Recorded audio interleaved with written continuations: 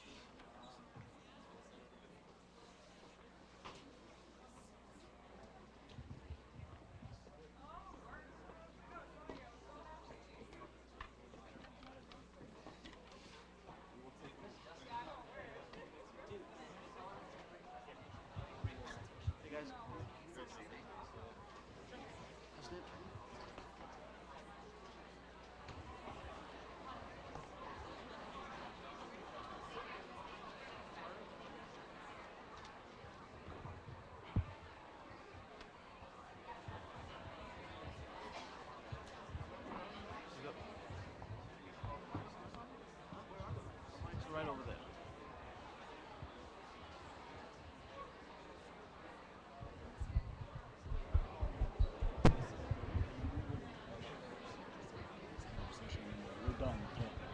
Thank you. Thank you so much. If we can please have your attention again. Assalamu alaikum. Thank you. Lunch is coming up really soon, and I heard that we've got some really good lunch, so the chatter can wait until lunchtime. Thank you so much. I'm going to go ahead and ask one question from the participants, and then hopefully we'll get some questions and we'll have you guys also have a discussion. I mean, really, the point of bringing so many young people up here to discuss the vision was to ensure that we're talking about the future. Because there's a lot of talk about Muslims today. There's a lot of talk about the interfaith and community organizing challenges today. But these individuals are people who are thinking about the future. These are individuals who are putting together projects, who are really going out of their way to ensure that we do have a brighter future. And when, as Alejandro mentioned, by 2050, when we make that major shift, these are the type of projects that will help America make that shift. As President Bill Clinton says, that mark, that 2050, is what he sees as the biggest challenge to America in the next few decades. And these are the type of projects that will allow America to make that transition in a way that's smooth. And so the first thing I want to ask, I'll start with you, Alejandro, is, you know, what are some major successes that you've seen in terms of your research in its shifting public perception? Can you give us a couple of examples, please? Great question.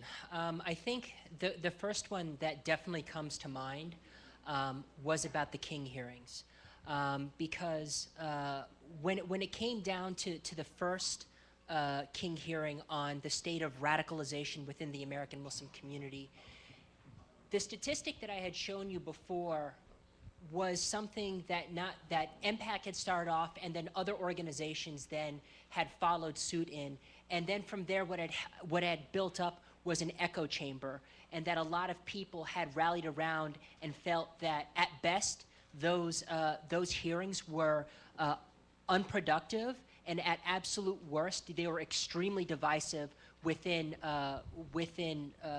American society. And the best case for looking at this was nothing short of the editorial that came out on the day of the hearings themselves from the USA Today. That magazine, that newspaper probably best represents the bellwether of American public opinion in that editorial. And so when it came out firmly, strongly against those hearings, that's when I could say there was an impact. Great, thank you so much. Darakshan, you talked about a topic, a subject that's quite heavy. Sometimes, the images that we saw and the descriptions that you mentioned at times can really, throw people off, and it's quite graphic. Do you see a shift in how American Muslims and in general how interfaith alliances are dealing with the issue of violence and abuse? Do you see communities coming together, organizations coming together, and actually addressing this challenge? I think there needs to be a lot more work, but I don't want to overlook people who have. And I'll say in the American Muslim community, Imam Majid is a great example of someone who's taken this on. And actually, particularly Adams Center, where in VA, one thing they're doing is it's not only the mosque itself, they also have a social services program. And they're also coordinating with Peaceful Families Project, which was the first really in the country, an Islamic organization, that is taking an approach of looking at domestic violence in our community. And so I wouldn't say that, that there's nothing happening. I think there's far more work to be done. In terms of other communities, I have to say comparatively, our community, the Muslim community, is far behind, because the Jewish community has already taken this issue on, not to the fullest extent, but they talked about it. The Christian community as well, the Catholic community, and there's actually also, an interfaith council that deals with victimization. In New York, I know, for example, an organization called Connect, which deals with domestic violence, and they've been engaging all interfaith communities, and I'm proud to say that Muslim organizations up there, like Turning Point, also Muslim Women in Research and Development, which they've been doing anti-hunger work and poverty work, particularly in the South Bronx, but they are seeing that most of the people coming in the door are usually women. And a lot of times they do have domestic violence, child abuse issues. So I think that the work needs to happen more. It is happening, and those are some good models we can look at. I think Imam Majid is a great example of that, and the Adams Center, and we can definitely take that over. Thank you. I'm going to go to you, Dustin, real quickly, and come back to you, Yusuf. Dustin, you talked about the idea of organizing, bringing communities together. What do you see? There's a question here that asks, what do you see is an issue that various communities from various faith backgrounds in the next 2 to 4 years can come and basically engage with and build alliances and actually get some change, whether it's at the local level or at the federal level? What's an issue that people can come together on? Well, I think there's a number of issues, right? I think baseline is like immigration, right? Because that's going to happen in the next 6 months. And I mean, we as a community have to be on the side of, if there are people in this country treated a certain way because of their status as immigrants, and like have raised whole families here, but yet have been unable to be documented, we should see that as a good thing. And I mean, the reality is that the demographic shift is here, as we saw in this election. Right? So it may not be official that there's people of color that are the majority, but I mean, it's happening, and I think the immigration conversation is part of that. And then another is like mass incarceration, right? I think that people of faith are coming together to say, how are there more people locked up in prison in the United States than anywhere else in the world? And that it's very race-based, right? And so we see this movement growing there. And there's according to this ISPU report, there's 350,000 Muslims in prison. So the Muslim community has to take issues of mass incarceration seriously. And then I would say the last one would be anti-war movement. We have to have a multi-faith movement that says we cannot accept $1 trillion being spent on military. Right? That was one of the things Martin Luther King was saying at the end of his life. How are we accepting this? And you have these drone attacks and all these wars going on all throughout the world, and it's like the progressive left has like totally lost its voice with that. So as people of faith, we have to bring that up, and I think, and an example of that coming home is even drones are coming to America. Drones are starting to be purchased by police departments throughout the United States. So that's very easily connected to the drone wars that are going on overseas, and I think that those are all strong issues that the Muslim community could be engaged in with organizing. Great. Yusuf, I have a question here that talks a little bit more about motivation. The question is, what do you think is the best motivating factor to be involved, to get engaged? There's a lot of people who care about the issues, but they're not necessarily involved. How do you get yourself motivated? And people talk, this is the question is referring to, I'm not as motivated. I understand there's problems, but what are some of the things that I can do to help me get motivated so that I can get active? Yeah, there are a few things. First, for me personally, Wardah mentioned earlier that the FBI and the NYPD were surveilling Muslim students, and actually in my university, at Syracuse University, while I was the president of the Muslim Student Association, they were surveilling us. For me, actually, that's a huge motivating factor to want to change a narrative. I'm not interested in having this kind of duplicitous conversation of whether I'm Muslim or American, or if that means that I'm a terrorist or not. That's a non-controversy for me. That's a no issue. We're here, we're present, we're going to do things. And so that then compels me to say, as the picture showed from earlier, that the greatest motivation is our youth, right? They're the most important assets that we have. They're going to be the ones who change the narrative for us. They're going to be the ones who will be our doctors, our lawyers, our entrepreneurs. And if we don't invest in them, then we have no future. Many people don't realize the fact that there are a lot of Ahmeds or Mohammeds or so-and-so who are doing surgery on you. Someone's child will be a Muslim, and they will probably likely be building your house, selling you your loan, or doing surgery on you. And if we don't invest in them and let them feel that they are part of the society, then they're less likely to want to care for you. So I guess in short, the biggest motivation are those two things: the negativity that's out there about Muslims, and the fact that we have an amazing potential, because every crisis brings opportunity. And the opportunity is in our future, our youth, the ones who will be the ones who inherit the world for us afterwards. Great. Wardah, there's a question for you that talks about the idea of stories and storytelling. And the question is that we don't have a shortage of Muslims contributing to this country. It says, that 1 out of every 25 physicians is a Muslim. There are Muslims in every single industry in this country. But what are some of the ways to tell those stories? So that's the question. How do you tell those stories beyond just getting out into the media and doing an interview on CNN? How can we tell those stories?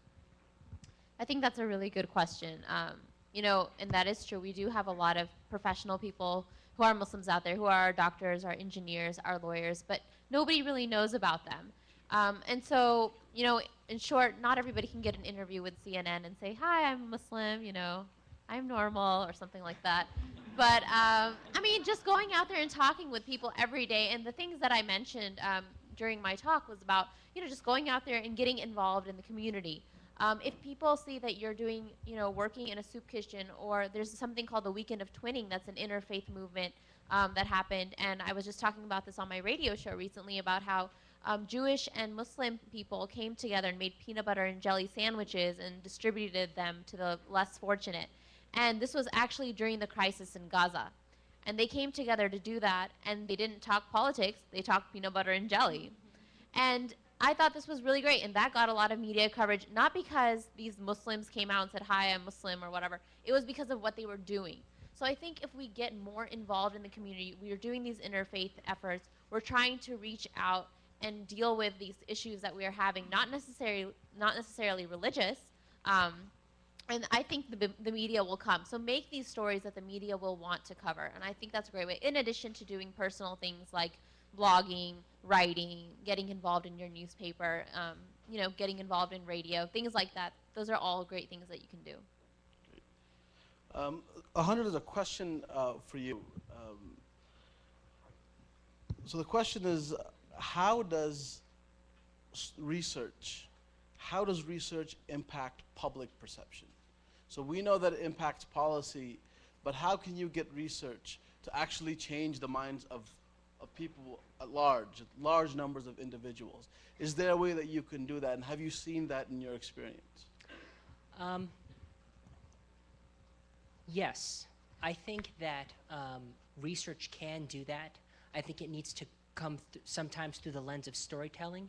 It really depends on the audience. Sometimes it's about storytelling, but sometimes it's even about the things, though, that Dustin, Yusuf, and Darakshan are doing too. Research may at times be at the forefront, but other times, though, it's about setting the foundation for those folks to do their work too. Dustin, you mentioned something before about incarceration. when you had mentioned that before, immediately what came to mind was that there was a 1997 study that was done about New York Muslim prisoners, and the fact that they thought that, based on surveys in New York and Indiana prisons, that they thought that when they were going to get out, their fellow Muslim brothers and sisters were not going to have the necessary support for them to be able to make a new life. It's kind of the things like that which is what can help shape some of the perceptions. It depends on the audience that you're talking about, but many times this is what it is. There will be the storytelling, but other times it's about backing up other people as well who can really bring a lot more of a human element to it as well.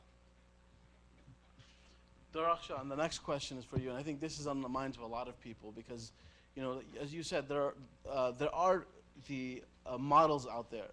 But the question is, how, at my mosque I go to, I don't have any educational programs about any of these issues, whether it's, you know, child abuse, domestic violence. How do I initiate a conversation with the leadership of the mosque to actually get these programs moving? And I think, and you know, just to mention something, this is not only specific to mosques. These conversations need to happen in all faith communities. And it's the same challenges, whether they're in a mosque, a church, a synagogue, a temple, it's the same type of challenges that we face. So how do you bring awareness and how do you get people to pay attention to this, especially the leadership? Wow, that's a very hard question. And I'll be honest with you because I think this is such a difficult topic, particularly because, you know, part of our safety that we feel it's in our home, in our relationships between your parents, your children. When we open these conversations on child abuse and domestic violence, it kind of rips that relationship apart. It's very hard when the person committing violence against you is not the stranger in the bushes. It's someone in your home. And I think people, it's very hard for them to wrap that thing around their head. Now, particularly to the issue of mosques, I think we need to talk about the treatment of women in mosques. As a man, you will be taken more seriously, and you can do it, Harris. But as a woman who does not wear the scarf on my head and I go into a mosque, there are many times they dismiss me even as a Muslim. That's just the truth. That's the reason why I said, if I'm going to talk to the issue of victimization in the Muslim community, I'm going to go talk to criminal justice agencies. I'm going to go outside. I'm going to talk to the youth. I'm going to talk to other Muslim women. That's the reason why I'm now starting an initiative called Falling Walls, brought 5 other Muslim women. But we have to remember the power structures. Who can talk in those power structures and be taken seriously? That's the reason why as Muslims we say to non-Muslims, talk. Because by the time when you talk about violence, in that circle we're not human anymore. You're not allowed even entry into that door. That's why we need people, we need strong partnerships for them to talk to. And I think this issue, this is why everyone says we have to engage men particularly. Because people say this is a women's issue, and it completely gets sidelined. And I also, if I could, just talk about the much more larger environment in this country right now. The Violence Against Women Act, which is the lifeline of what provides all the funding for women's shelters, direct services, has not been reauthorized. And it was not reauthorized because of 3 things. After all these years, since 1994, people came together and they said, you don't protect immigrant women, you don't protect men, and you don't protect Native American women. And white Republicans said, you're making too many victims. As of right now, this has not been reauthorized. So I just want to say the much more larger environment in this country says that if you are not a white woman, you're not, quote unquote, a legitimate victim because your culture allows for violence. So I say that we have to have those larger conversations, the political conversations. But also remember, if you want to start that conversation, you have to look at your privilege and your power and who takes you legitimately. And that's how we're going to make changes. Dustin, could you dovetail off of that? Because you talked about racial justice as well.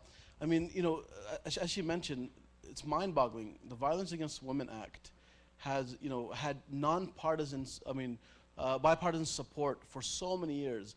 Vice President Joe Biden, when he was in the Senate, he helped get it passed. Everybody was on board of it. What has changed? In 2012, where now we can't pass the Violence Against Women Act. What's going on in that broader environment? Yeah, well, I study a lot of this. I study racial justice, and I have a master's in ethnic studies, and my research there is specifically around whiteness. And I think that I think the whiteness piece is what's not part of the conversation, because white identity is pushed to the side as if it's some static thing that has no history, right? And that white people are just white, right? But James Baldwin said, what's the price of the ticket? Meaning you're buying into a false identity where you cut off any access to your roots. So we have a population of people that essentially don't want to talk about race at all and expect everyone else to not talk about race at the same time. So this colorblind reality, despite 400 years, 500 years of racism on these continents, right? So I think that it's the larger conversation even around whiteness, and like as the demographic has shifted, saying, how do we integrate progressive and anti-racist white people who want to have conversations around race into the multiracial democracy that's being birthed in America? And really saying, like, how do we struggle for all of us?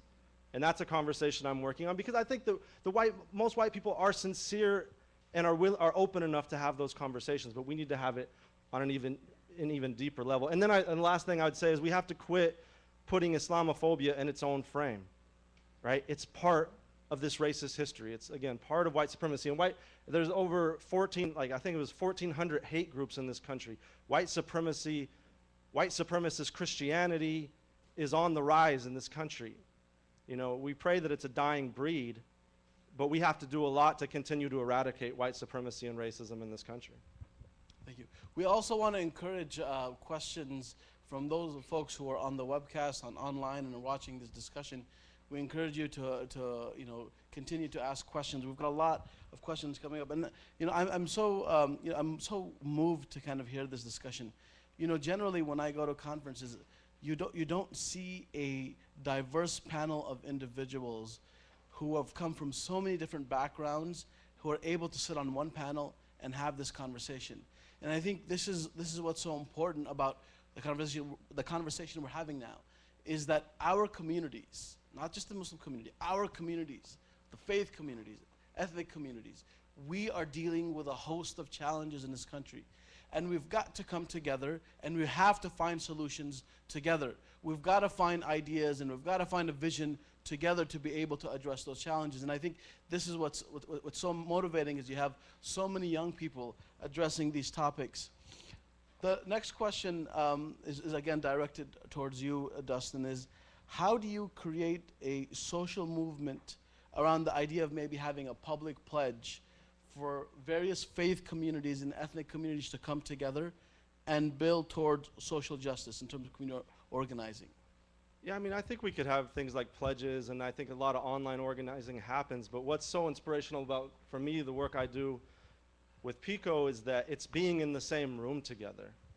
And I think that a lot of interfaith conversations happen, but they don't go past conversations. And as I said in the beginning of my speech, the openings come when we're talking about justice, and we're talking about a God of mercy and a God of love, and that's in all of our traditions, even the ones that don't have belief, either Buddhism and Hinduism and these things that are not within the Abrahamic. But the point is that it's bringing people to the same table and just having the conversations. And like I said in my speech, the problem is that the Muslim community itself, we don't even have conversations for the most part. We don't have open dialogue spaces. So it's somewhat difficult for them to we're just going to jump into interfaith dialogues as well. But I think that's my point, is that I think that there's a lot of online stuff that can happen, but it's getting people on the ground, which we're working at doing, and inshallah it continues to grow. And there's a lot of Muslim organizing. There's a lot of Muslim organizers. There's a network of Muslim organizers growing throughout the country. If you're interested in this stuff, hit me up. I can connect you with people on Facebook or wherever. So that's what I would. Great. And kind of we're closing down, but Alejandro, a question to you is the idea of someone's asking, you guys are talking about challenges facing the Muslim community. So we've talked about the host of things that are impacting us. Are we any different from the rest of America? Are these issues I think the question is, are these specific to Muslims? Is there something inherently problematic in your community that you're talking about this? Are we different from the rest of America? Well, I think that's part of the point behind the research, is that's one of the questions that would need to be answered. We don't necessarily know. A lot of our experiences are just onesies and twosies where we have these individual conversations, but can we actually do something that's a little more systematic? Can we actually gather the data and understand this further? That is the whole point. It is one big question mark. I don't want to say yes, I don't want to say no, I just want to say I don't know. And that's why we need to be able to do research on this, because once we have that data out there, once we're able to actually have solid information and hard facts, that's when we can have a lot of these conversations right now. Some of the things that they've already been proposing is because there's already been prior amounts of research that have been out there. Other communities, Jewish communities, Christian communities, whether it's been about other faiths and things like that, they have been doing this for decades. That's why they can say a lot of these things that they're saying right now, because that information is there. If we want to have an agenda for ourselves as a community, we need to be able to do the research as well. I don't want to fall into the trap as a community of death by anecdote. I cannot emphasize that enough, because if we're doing that, we might either pull in one direction where we're too optimistic about certain things, or another direction where we're too pessimistic about things, and we're just not going to get things done productively. You mean to say that my perceptions or my realities is not reflective of all the Muslims in America? I can't use it. Again, that's just a big question mark, isn't it? Okay, fair, that's fair. This is to you, Darakshan. The question is about the role of law enforcement agencies. The question is, how do you involve law enforcement agencies in addressing these issues? Is there a role? Is there a positive and a negative role that they can play? I'm so happy you asked me that question, because, you know, when it comes to crime victims, particularly, we know domestic violence, child abuse, we know annually that 70% of crimes that are committed at the hands of someone we know are never reported to law enforcement. So it will need to be community responses. Now, as someone who started this work out being on a sexual assault response team, where I was working particularly with detectives whenever we got a case and they were brought to the emergency room, I can't tell you how many times law enforcement actually was interrogating the victim, not actually helping them. And there needs to be a big shift in the way law enforcement handle this. We also have to remember law enforcement are about crimes committed where the issue is public safety. A lot of times we don't think that if somebody goes and abuses their wife, this is a public safety concern. When someone goes and rapes a girl, that this is actually a public safety concern, especially when we know 70% of sex offenders, usually they're known to the person. So this is not stranger rape. Now, in terms of involving law enforcement, I think because of Islamophobia, and we have to talk about the counterterrorism conversation if we're going to talk about Muslims who are victims of crime. You know, everybody I talked to in this study who was part of law enforcement, these were all your community outreach folks. They usually did this work to try to counter terrorism in the Muslim community. That's the whole premise of their reaching out to the Muslim community. And I said to myself, why didn't we create relationships with your special victim units in law enforcement? They specifically handle child abuse, domestic violence. So we're gonna have to forge relationships with law enforcement agencies, particularly particular units in law enforcement agencies that are not doing your counterterrorism work. They're actually trying to work with crime victims. But as I mentioned earlier, we know that most of these cases, DV, sexual assault, are not gonna be reported to law enforcement. And even if they are reported to law enforcement, the number of convictions or prosecutions in this country is so low. I can tell you for sexual assault particularly, 3 out of 100 rapists ever goes and is actually brought in. And then out of those 3 that actually get sentenced, 90% of them come back out in the community in 1 year. So most of this is, you know, criminal justice, even that's what I do as a full-time researcher, look at criminal justice responses. It's not gonna answer the much larger problem. It needs to start from the community. Well, thank you so much. Again, I want to ask everyone to give our panel a round of applause for the great work that they're